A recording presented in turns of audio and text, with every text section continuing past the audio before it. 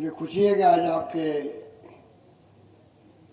गांव में आपके क्षेत्र में आने का सौभाग्य मिला और आप सबके दर्शन हो सके। आप सब जानते हैं कि जब से आज़ादी मिली है तो महात्मा गांधी के ज़माने से ही, जब पंडित नेहरू थे, सरदार पटेल थे, मौलाना आज़ाद साहब थे, अम्बेडकर साहब थे, तब भी ये लोकतंत्र कायम हो गया था जो आज कायम है। और इसी कारण से आज गरीब से गरीब मान के का भी, इंसान का भी मान सम्मान होता है, चाहे वो आदिवासी हो, चाहे दलित हो, चाहे पिछड़ा हो, चाहे कोई वर्ग का हो, महिला हो या पुरुष हो। एक वोट का अधिकार अगर नहीं देती सरकार तो मान सम्मान नहीं होता गरीबों का। कौन पूछता? आज तो सरपंच वार्ड पर लगा करके एमएलए, एमपी, मंत्री, मुख्यमंत्री, प्रधानमंत्री को सबको हाथ जोड़ना पड़ता है, झुकना पड़ता है, आशीर्वाद मांगना पड़ता है कि भाई आप मुझे आशीर्वाद दो। इसीलिए मान सम्मान बढ़ता है। इसको कायम रखा है कांग्रेस ने 70 साल तक, देश के 75 साल तक। कुछ लोग कहते हैं देश में कि आप कांग्रेस ने क्या किया 70 साल में। आज जो कुछ देख रहा है, चाहे वह मुआना हो या दरियावद हो या लसानिया हो या उदयपुर जिला हो या प्रदेश हो या देश हो, कहाँ बिजली थी, कहाँ सड़कें थी, कहाँ स्कूल थी, कहाँ अस्पताल थी, कुछ भी नहीं था देश के अंदर। आज क्या नहीं है देश के अंदर। हम लोग दुनिया की बहुत बड़ी ताकत बन चुके हैं। और मोदी जी को भी गर्व होता है दुनिया में जाकर के मैं हिंदुस्तान का प्राइम मिनिस्टर यहाँ पर आया हूँ। तो मोदी जी को भी नहीं भूलना चाहिए कि आप प्रधानमंत्री हिंदुस्तान के आए हो, अमेरिका, इंग्लैंड में। पर 130 करोड़ जनता, जहाँ लोकतंत्र 70 साल तक कायम रहा है, वोटों का राज। पाकिस्तान में हमारे साथ आजाद हुआ था, बार बार वहां सैनिकों का शासन, मिलिट्री वालों का शासन, बंदूकों का राज होता है। और हमारे यहाँ सरकार बदल जाती है। इंदिरा गांधी जैसी मान्यता थी कांग्रेस की, जिसने परमाणु विस्फोट कर दिया पोखरण के अंदर, गरीबी हटाओ का नारा दे दिया, पाकिस्तान के 2 टुकड़े कर दिए, बांग्लादेश बना दिया। पर उनको भी इमरजेंसी के बाद में लोग गुस्सा आ गया, गलतफहमी हो गई और सरकार से हटा दिया, उनको खुद को हटा दिया। ये लोकतंत्र की बहुत बड़ी खूबी रही, जिसको कांग्रेस ने दिया देश को। और उसी रूप में आप देखिए आगे, कभी वाजपेयी जी आए, वो भी चुनाव हार गए। तो कितने प्रधानमंत्री बदले अपने देश के अंदर। पर हमारे गर्व होता है दुनिया में, दुनिया का सबसे बड़ा लोकतंत्र का देश कोई है तो हिंदुस्तान है। और इसलिए आपसे अपील करना हाजिर हुए हैं कि नगराज जी को सोच समझ के सोनिया गांधी ने, राहुल गांधी ने टिकट दिया यहाँ से। 2 बार हारे हुए थे, ये मालूम था हम लोगों को। तब भी हमने इन पे विश्वास भी किया, आपके विश्वास के आधार पर। 1 बार 2 बार ये मेरे साथ एमएलए रहे हैं, 2 बार। आपके आशीर्वाद में 3री बार मुख्यमंत्री हो राजस्थान का, 3री बार मुख्यमंत्री हो। और 2 बार मैं मुख्यमंत्री था, तब मेरे साथ एमएलए थे। तो मैं इनके काम करने के तरीके से, इनके तर्कों से, आपके क्षेत्र के प्रति इनके कमिटमेंट से, प्रतिबद्धता से मैं वाकिफ हूँ। ठीक है, चुनाव में कई बार हवा चल जाती है और चुनाव हार ही हो जाती है। हम लोग भी पिछली बार सरकार नहीं बना पाए। अच्छे काम किए, दवाएं फ्री कर दी, टेस्ट फ्री कर दिए, पशुओं की दवाएं फ्री कर दी, क्या क्या नहीं किया, बच्चों को लैपटॉप दे दिए। मतलब एक प्रकार से इतने काम किए उस जमाने के अंदर, पर एक हवा चल गई और हम लोग कामयाब नहीं हो पाए। फिर आपने आशीर्वाद दिया प्रदेश की जनता ने, फिर वापस सरकार बन गई और मुझे मौका मिल गया। अब मैं आपसे कहना चाहूंगा कि देखिए, ये वोट बहुत ही इंपॉर्टेंट चुनाव है। ये चुनाव मामूली नहीं है। हालांकि चुनाव तो 2.25 साल के लिए हो रहा है। ये अभी दिसंबर आ जाएगा तो हमें 3 साल पूरे हो जाएंगे, तो 2 महीने बाकी है। आप समझ लो 2.25 साल का मुश्किल से चुनाव है। पर 2.25 साल के चुनाव का जो संदेश है वो बहुत कीमती है। पूरे मुल्क में जाएगा संदेश कि दरियावद की जनता ने, वल्लभपुर नगर की जनता ने क्या फैसला किया। दो फायदे हैं। अगर आप इससे कुछ सरकार तो ना आनी है ना जानी है, वो तो सरकार 5 साल चलेगी हमारी, और सरकार के बीजेपी जीत जाती है यहाँ से तो बहुत संख्या उनकी त्योतर हो जाएगी। इससे ना दरियावत को फायदा ना प्रदेश को फायदा है।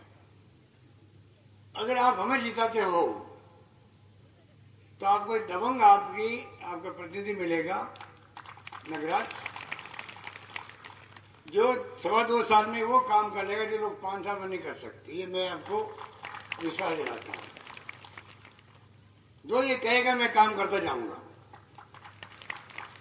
और मेरे वक्त में तो एमएलए काम मांगते मांगते थक जाते हैं, मैं कभी मना नहीं करते हुए नहीं थकता हूँ। ये मेरी नेचर है। ये जानते पहले वाले एमएलए जानते, रामलाल भी जानता है। रामलाल पूछो इसको चित्तौड़गढ़ का, ये प्रतापगढ़ एमएलए है, ये थक जाता होगा, मैं नहीं थकता हूँ। गंगा बहन बैठी है यहाँ पर, ममता पुवेरी बैठी हुई है, बमने बैठे, सब जानते हैं। आपका महेंद्र मालवीय जानता है। पिछली बार भी जो काम मांगा मुझसे, मैंने सब काम दिए। अभी हमें 300 करोड़ रुपए आपके काम खोल दिए दरियाबाद के अंदर।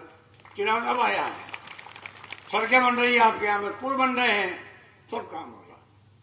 एक तो फायदा आपको दरियाबाद के विकास और आगे गति तेज आएगी, यहाँ विकास होगा। सरकारी योजना जो केंद्र की हो, राज्य की हो, जल जीवन मिशन हो, घर घर में पानी पहुंचाने की बात हो, सड़कें बनाने की बात हो, स्कूल खोलने की बात हो, कोई कमी नहीं रखेंगे। पीएससी सीएससी की बात हो, सब सेंटर की बात हो।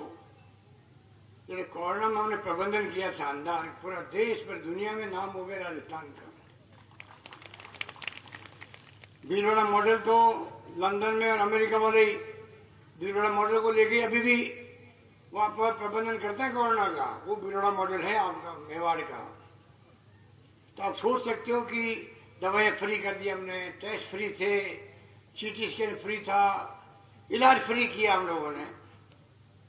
40-40 हजार का इंजेक्शन था एक, वो फ्री लगवाया हम लोगों ने राजस्थान के अंदर।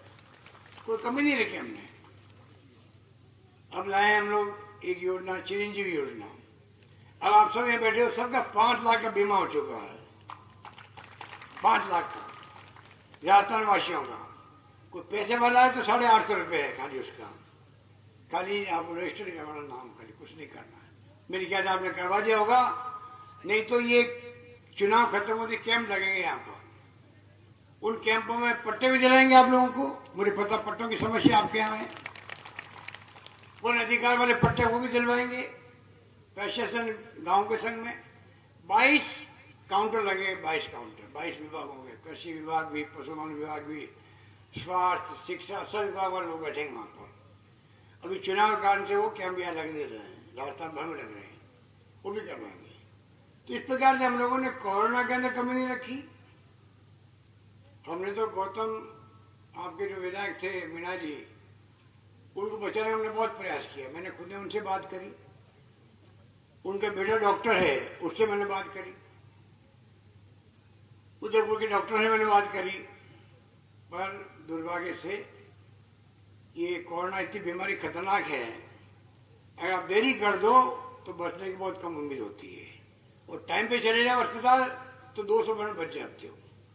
टीका लगवा लो 2, उसके बाद में कोरोना हो भी जाए तो आदमी मर नहीं सकता, मृत्यु नहीं आ सकती है, इतनी गारंटी हो गई करीब 99.9%। तो आप सब टीके लगवाया होगा आप लोगों ने, 2 टीके नहीं लगवाए तो मैं आपको आह्वान करूंगा, कोई भी इसमें लापरवाही नहीं करे, 2 टीके लगवाएं। कि लोग एक टीका लगवा के बैठ गए तो कोरोना खत्म हो गया, खत्म नहीं हुआ। अभी भी लंदन में भी और अमेरिका में भी तो लाखों लोग आ रहे हैं। रशिया के अंदर वहां बेड नहीं मिल रहा, अस्पताल के अंदर स्थिति है। तो कृपा करके उसी तरफ आप ध्यान दें, क्योंकि कोरोना कभी भी वापस तीसरी लहर आ सकती है। अभी कुछ नया वेरिएंट, नए तरह का कोरोना जो अपने देश में दूसरी बार आया था, कोरोना दूसरी तरह का कोरोना था। पहली बार आया वो दूसरा था, वो हल्का था, दूसरी बार बड़ा भयंकर था। ऑक्सीजन की हाहाकार मर गई। मैं भीख मांग रहा था दिल्ली सरकार से कि हमें ऑक्सीजन दो राजस्थान के लिए, आपको मालूम ही है। दवाएं कम पड़ गई, बेड कम पड़ गए, वेंटिलेटर कम पड़ गए। वो भयंकर लहर थी हमारी। अब जो है कुछ कोरोना के संख्या 5, 10, 15, 20, 50, 100 आए हैं, पर जब फैलता तो मालूम नहीं पड़ता। तो मैं चाहूंगा कि आप उसको ध्यान रखें, क्योंकि गौतम मीणा जी को मैं बचाना चाहता था, पूरी कोशिश करी, हम नहीं बचा पाए, क्योंकि वो जीत पर खाट दोनों चले गए हमारे। दो एक मजबूत नेता थे। आज मैं अभी रघु मीणा कह रहे थे आपको, तो उनके मैं घर बैठने गया। आप यहाँ बैठे हो, मुझे बताइए, हमारे बाप दादाओं ने, परदादाओं ने ये परंपरा बहुत हजारों साल चली आ रही है कि कोई मृत्यु हो जाती है, गमी के अंदर बैठने जाते हैं हम लोग। उस वक्त नहीं देखते ये कांग्रेस का, बीजेपी का, कौन सी पार्टी का, नहीं देखते हैं। ये किस जाति बिरादरी का ही नहीं देखते हैं। हम जाते हैं। तो आप बताइए मैंने क्या बुरा किया अगर मैं गौतम मीणा के यहाँ बैठा चला गया था? और बीजेपी नेता जयपुर में चलाने लग गए कि मैं राजनीति करने गया हूँ। राजनीति तो आप ये आरोप लगा कर रहे हो, मुझ पे आरोप लगा के आप राजनीति कर रहे हो। मैं कोई वहां चला गया तो मैंने क्या बुरा क्या कर दिया? मेरे समझ के परे हैं। और अगर मैं तो बीजेपी अगर उनके लड़के को देती टिकट, कन्हैया कुमार को, कन्हैया लाल को टिकट देती, और ये अगर हमारा उम्मीदवार भी खड़ा देता नगराज मीणा, और आज मैं लसाड़िया में होता, सामने कन्हैयालाल होता उम्मीदवार बीजेपी का, तो ही मैं उसके घर जाता। इनको समझ आनी चाहिए, इतने ऐसे लोग हैं ये कि मैं मुख्यमंत्री हूं, और जो सदन होता है विधानसभा 200 मेंबरों का, सदन का नेता मुख्यमंत्री होता है। मैं आज मुख्यमंत्री हूं तो सदन का नेता हूं 200 विधायकों का, और 200 विधायक जो है हमारे सदन में, उसमें कोई मृत्यु हो जाए तो मेरा कर्तव्य नहीं, मैं उसके गांव जा रहा हूं तो मैं उसके घर जाऊं, उसको लेके राजनीति कर रहे हैं लोग, आरोप हमारे को लगा रहे हैं। अरे मैं कौन सा जाके कन्हैया के कान में फूंक मार देता? और इनको मालूम होना चाहिए मैं कुछ जादूगर हूं। जादूगर फूंक मारने के लिए कान तक नहीं जाता है, वो 100 किलोमीटर, 200 किलोमीटर, 500 किलोमीटर फूंक मार सकता है।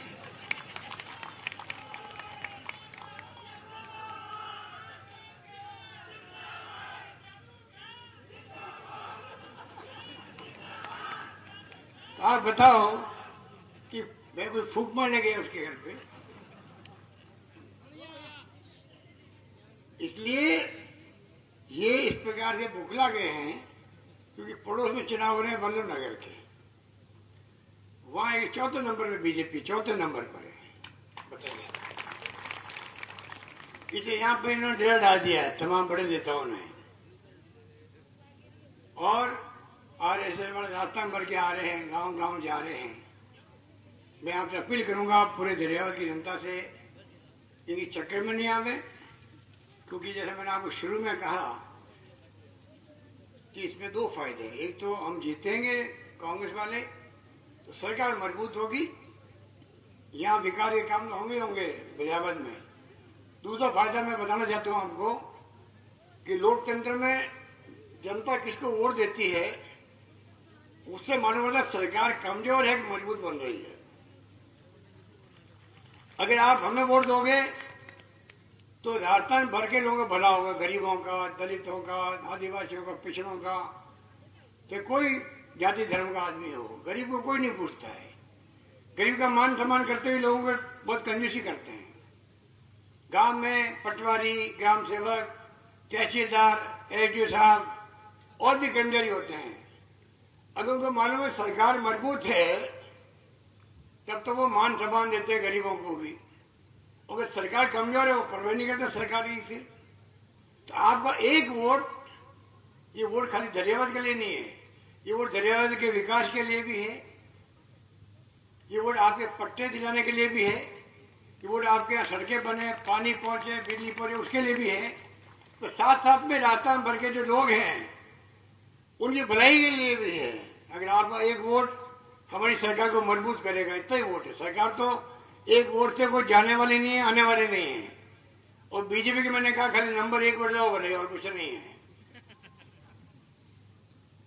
इसलिए मैंने कहा आपको, हमने कोई कमी नहीं रखी। नौकरी 1 लाख लगा दी बच्चों की, ये खाली वादे करते रहे कि 2 करोड़ नौकरी देंगे हम लोग, और नौकरी रोज आ रही है अखबारों के अंदर, झड़ी लगी हुई उसकी, कोई कमी नहीं रख रहे उसके लिए। किसानों की हड़ताल जारी, उनको परवाह नहीं है सरकार को। 1 साल हो गया है, बॉर्डर बैठे हुए इधर अन्नदाता, उनकी परवाह कर नहीं रहे हैं। तो मैं आपको इतना निर्णय करना चाहूंगा कि ये कैंप जो लगेंगे उसमें पेंशन का काम भी होगा। जो बुजुर्ग बूढ़े लोग हैं, औरतें, आदमी, उनको पेंशन के फॉर्म भरे जाएंगे। सीएनजी योजना में कोई बाकी बच गया मान लो फॉर्म भरने में, वो भी काम हो जाएगा वहां पर। वन अधिकार के पट्टे मिल जाएंगे। और बाकी जो कब्जा किए बैठे गांव वाले कई लोग बरसों से, उनको पट्टे मिल जाएंगे वहां पर। तो तमाम काम हम 22 विभागों के एक साथ करेंगे वहां पर। इसलिए मैं कहना चाहूंगा कि आप हालात देश के बहुत गंभीर हैं, लोग चिंतित हैं। पेट्रोल डीजल के दाम बढ़ते जा रहे हैं। रसोई गैस का जो चूल्हा है, उज्ज्वला योजना आके बहुत प्रचार किया उसका, पर आज आप देखिए कि उसके अंदर भी क्या हो रहा है। गैस सिलेंडर कितना महंगा कर दिया है कि महिला खरीद नहीं सकती। महिला बेटी को मालूम है कि महंगाई क्या होती है। आज रसोई का सामान खरीदने जाओ तो महंगाई है, कपड़े लत्ते खरीदो तो महंगाई है, सब जगह महंगाई हो रही है देश के अंदर। क्योंकि पेट्रोल डीजल के दाम बढ़ेंगे तो महंगाई होगी ट्रांसपोर्टेशन के कारण से। इसलिए मैं कहना चाहूंगा कि ये मौके होते चुनाव के, जब आप एक मैसेज देते हो, संदेश देते हो कि पब्लिक के जहन में क्या बात है, महंगाई क्यों है, बेरोजगारी क्यों है, ये तमाम बातों का फैसला ये चुनाव करता है। लोकतंत्र की खासियत है। इसलिए मैं आपको विश्वास दिलाता हूं कि एक बार आप मौका दीजिए, चुनाव जीते नगराज को, और आप निश्चिंत रहो। मैं खुद आपके जो कैंप लगेंगे यहाँ पर, मैं उन कैंपों में खुद आऊंगा आपके दरियावद के अंदर, इतना मैं कह सकता हूँ। और देखूंगा काम कहाँ हो रहे हैं, कहाँ लापरवाही हो रही है, कौन अधिकारी काम नहीं कर रहा, हम खुद देखेंगे उसको। आप तो निश्चिंत रहो। और बीपीटी वाले खड़े हो गए, बच्चे हमारे नौजवान साथी हैं, 2 एमएलए उनके हैं अभी हमारे साथ में, डूंगरपुर से। उन दोनों को पूछो आप कि सरकार ने आपके काम किए कि नहीं किए। मैं उनका भी ध्यान रखता हूं, क्योंकि पब्लिक का काम है। तो उनको चाहिए कि अभी चुनाव आप खड़े होकर किसके वोट खराब कर रहे हो? आप कांग्रेस को वोट खराब कर रहे हो, क्या फायदा आपको? आप जीतोगे तो नहीं मालूम है सबको। जब आप नहीं जीत रहे हो, वोट खराब क्यों करवा रहे हो आप ये करके? तो मैं आपसे अपील करूंगा दरियावाद की जनता से, अपना वोट खराब नहीं करें, नगराज को दें, हाथ के निशान में वोट लगवाएं और कांग्रेस सरकार को मजबूत करें। ये कहने के लिए मैं आपके बीच हाजिर हूं। यही बात करता, मैं लंबी बात नहीं करना चाहता, आप घंटों से एंजॉय कर रहे हो। आगे अभी वल्लभ नगर में एक मीटिंग और है, पर मैं आपको अभी नगराज जी मुझे याद दिलाते, मुंगाना में पंचायत समिति बनाने की मांग आपकी है, और उप तहसील की मांग भी ठोक दी साथ में। पहले भी दशहरे थे तो एक मांग कर रहे थे मुंगाना के लिए, यहाँ आते तो 2 मांग कर दिए। तो इतने में कहना है, अभी तो चुनाव में हम घोषणा कर नहीं सकते, आप मालूम है आपको। तो चुनाव के बाद में जब बजट आएगा तब मैं बुला के बात करूंगा आप लोगों से, आपके प्रतिनिधियों से, और फिर अपन पहले तय करेंगे हम क्या करना। आप निश्चिंत रहो। क्या पंचायत समिति, अभी मैंने बजट पेश किया पिछला, कोरोना के बावजूद भी हमने 123 कॉलेज खोले राजस्थान में। आप कल्पना कीजिए, 33 तो महिला कॉलेज है उसके अंदर, 123 कॉलेज खुली नहीं हम लोगों ने 2 साल के अंदर। और कोई क्या पंचायत समिति मांगी, पंचायत समिति दी, नगर पालिका मांगी, तो आपके दरियावद में भी और प्रतापगढ़ नगर पालिका दे दी हम लोगों ने, तहसील मांगी तहसील दे दी हम लोगों ने, एसडी ऑफिस मांगा एसडी ऑफिस दे दिया। कोई कमी नहीं रखी हमने। जो जनता में सुविधा मिल सके वो तमाम काम करने का हमारा संकल्प है। उस रूप में जो आप जनता मांगती है, हमारा प्रयास है कि हम लोग किस प्रकार से उन मांगों को पूरा करें। इसलिए आपका राजस्थान के चौमुखी विकास हो, आपकी भागीदारी हो उसके अंदर, दरियाबाद बहुत तेज गति से विकास करे। इस विश्वास के साथ मैं आप लोगों में अपील करूंगा कि प्लीज आप 30 तारीख को कोई कमी नहीं आना दें। एक एक वोट बहुत कीमती होता है। आप आपके परिवार वाले सब जाके वोट दें, ये अपील करता हूं। मैं अपनी बात समाप्त करता हूं। धन्यवाद। जय हिंद। धन्यवाद। मैं आभार व्यक्त के लिए ब्लॉक अध्यक्ष मदन सिंह जी को आमंत्रित करता हूं। आज चुनावी सभा में पधारे हुए हमारे जननायक सम्माननीय मुख्यमंत्री अशोक जी गहलोत साहब और सम्मानित मंच को मैं यहाँ समय निकालकर पधार कर बड़ी सभा को संबोधित किया। ब्लॉक कांग्रेस कमेटी की तरफ से बहुत बहुत आभार व्यक्त करता हूँ। इसी तरह से आपका आशीर्वाद दरियावत पे बना रहे। जय हिंद, जय भारत।